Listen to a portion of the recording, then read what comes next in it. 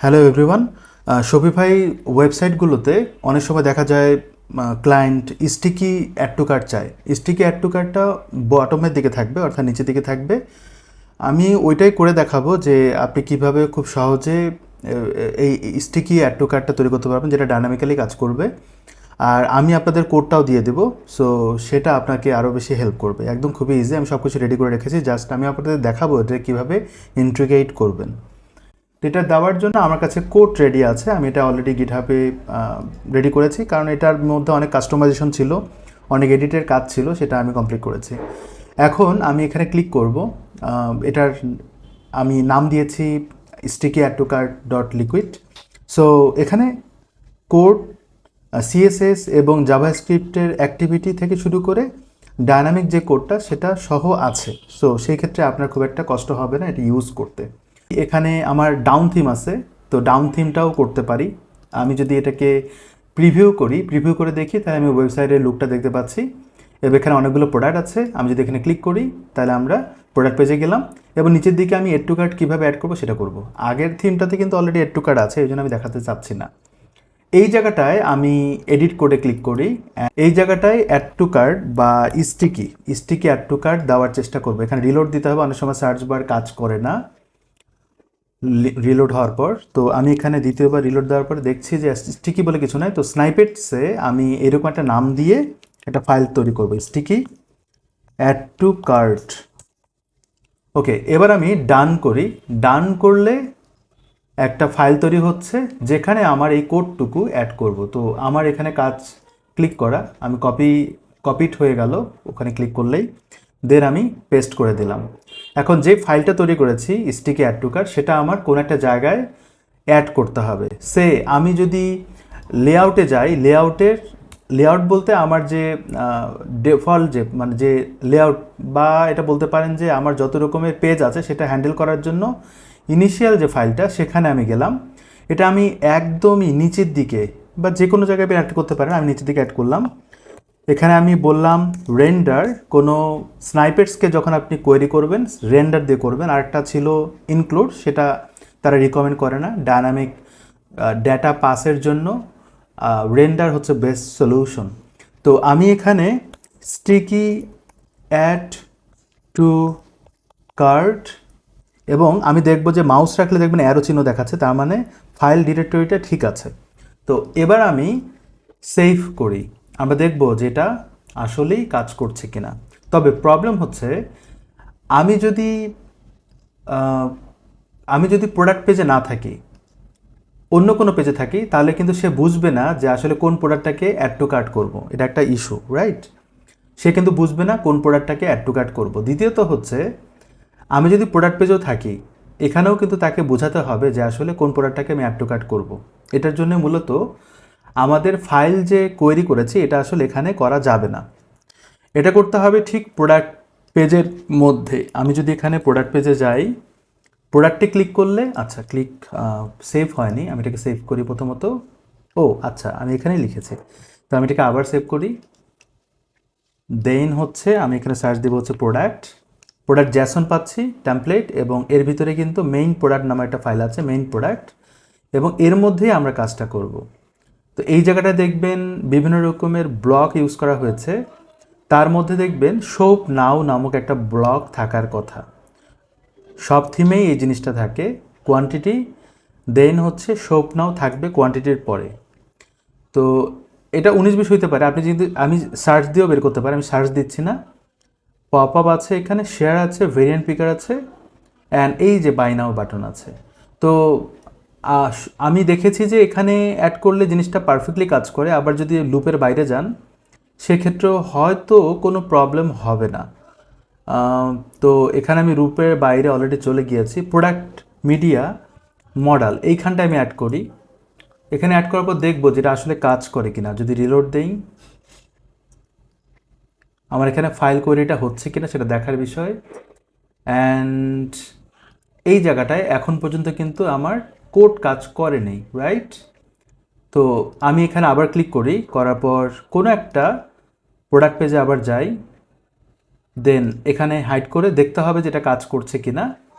আমরা এটা অ্যাড করেছি এখানে, তো এই কোডটা কোয়েরি ঠিক আছে কিনা সেটাও কিন্তু দেখার বিষয়। এখানে আমার দেখতে হবে ডিসপ্লে নান করা আছে কন্ডিশনালি, এবং সেকশন সেটিংস অ্যানাবেল স্টিকি বার।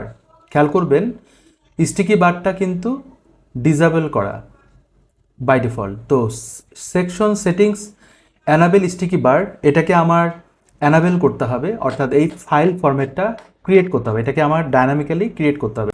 তো এটাকে আমার অ্যাড করার জন্য ছোট কাজ করতে হবে, সেটা হচ্ছে আমার যে মেইন প্রোডাক্ট আছে মেইন প্রোডাক্টে একটা কন্ডিশন অ্যাপ্লাই করতে হবে।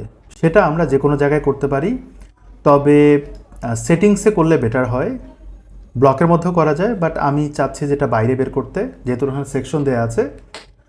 আপনারা আমার যারা ভিডিও দেখেন তারা বুঝতে পারবেন যে ব্লক কী জিনিস আর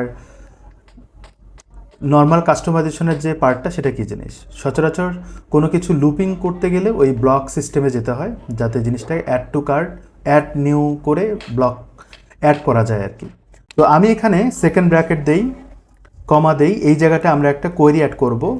খেয়াল করবেন এখানে কিন্তু একটা জিনিস বলছে, সেটাকে যদি ব্যাখ্যা করি, কোডটা আমরা দিয়েছি এখানে। ওকে, এখানে দেখবেন অ্যানাবেল স্টিকি বার, অর্থাৎ এটা লাইক হচ্ছে চেকবক্স ক্লিক হচ্ছে কিনা এরকম কিছু একটা। তো আমি এটাকে কপি করি, তো এটা আমরা দিব হচ্ছে এখানে।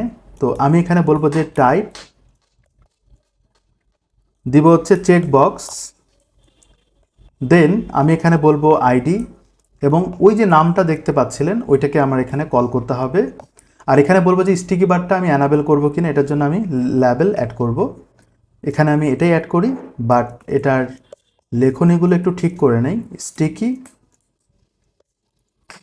অ্যানাবেল স্টিকি বার এই জিনিসটা করে ফেললাম, এবং এটা ডিফল্ট ট্রু রাখতে পারেন। সো ডিফল্ট ওয়ার্ডটা দিয়ে, ওকে, ডিফল্ট ওয়ার্ডটা দিয়ে আপনি এখানে ট্রু করে দেন, ট্রু। তাহলে আমাকে এটা যেহেতু ট্রু আছে আমার এখানে কাস্টমাইজ করতে হবে না, এবার হয়তো আমার এটা দেখাবে। রিলোড দেই, ওকে, আবার রিলোড দেই। যদি না দেখায় তাহলে আমাদের এখানে কোডে কোথাও অন্যরকম ভুল থাকতে, হ্যাঁ দেখিয়েছে, এই যে দেখেন আমার এটা কিন্তু চলে আসছে। তো আমি যখন স্ক্রল করব তখন আসবে, কারণ ইনিশিয়ালি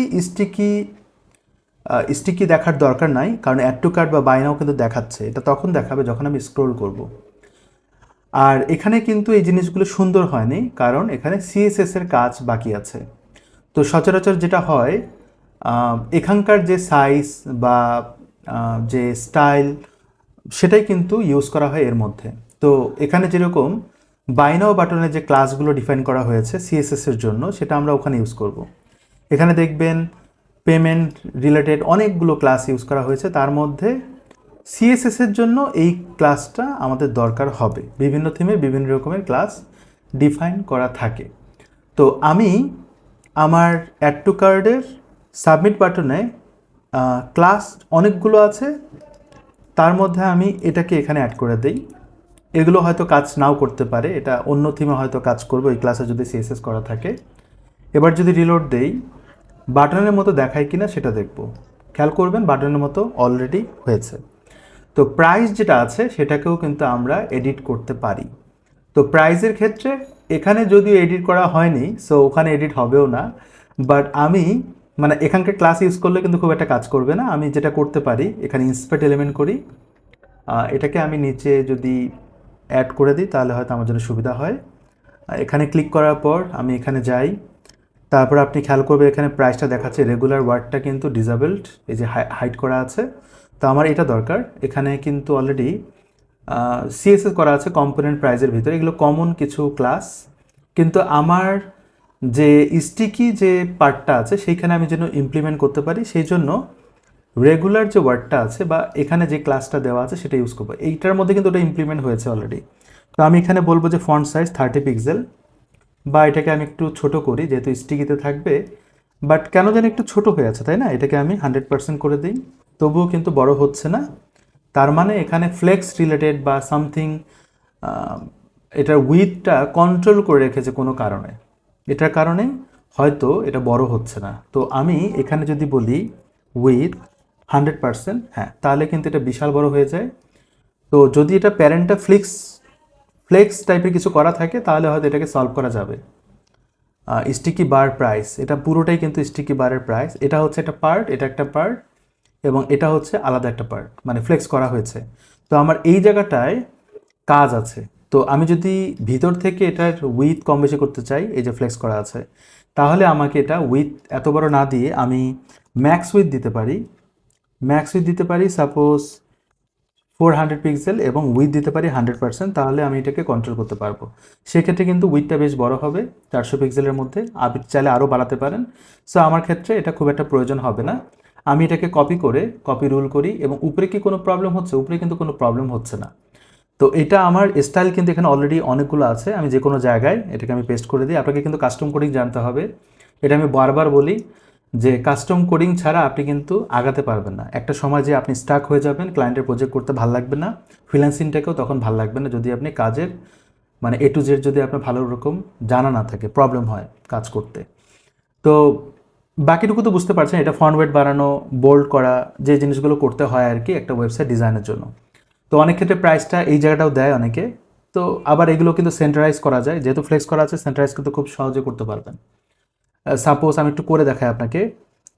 এটা হচ্ছে পুরোটা জুড়ে, এখানে কিন্তু নর্মালি এইভাবে আছে। তো আমি যদি ফ্লেক্স ডিরেকশন কলাম, দেখেন মাঝখানে চলে আসছে, মানে একদম ইজি। তো যারা ফ্লেক্স সম্পর্কে ধারণা আছে, গ্রিড সম্পর্কে ধারণা আছে, তাদের জন্য এটা কোনো ব্যাপারই না।